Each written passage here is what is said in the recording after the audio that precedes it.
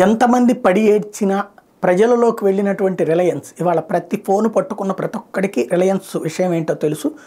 కాబట్టి ఇప్పుడు ఆ రిలయన్స్ వచ్చేటప్పటికి 20 లక్షల కోట్లకు జరిగింది. ఆ మార్కెట్ క్యాప్ వచ్చేటప్పటికి ముఖేష్ అంబానీ యాజమాన్యంలోని రిలయన్స్ ఇండస్ట్రీస్ లిమిటెడ్ మంగళవారం మార్కెట్ విలువలో చారిత్రక మైలురాయిని అధిగమించి తొలిసారిగా 20 లక్షల కోట్ల మార్కెట్ విలువను అధిగమించి ఘనత సాధించి తొలి భారతీయ కంపెనీగా చరిత్ర నమోదు.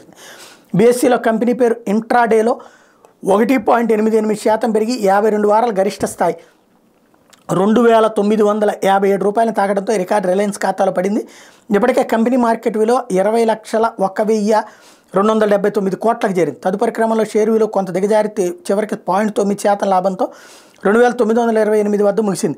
ఫలితంగా ముగింపు సమయానికి కంపెనీ మార్కెట్ విలువ 19,81,631 కోట్ల వద్ద స్థిరపడింది. ఎస్ఎస్సిలో కూడా ఈ మేరకు 1.89% పెరిగి 52 వారాల గరిష్ట స్థాయికి చేరుకుంది.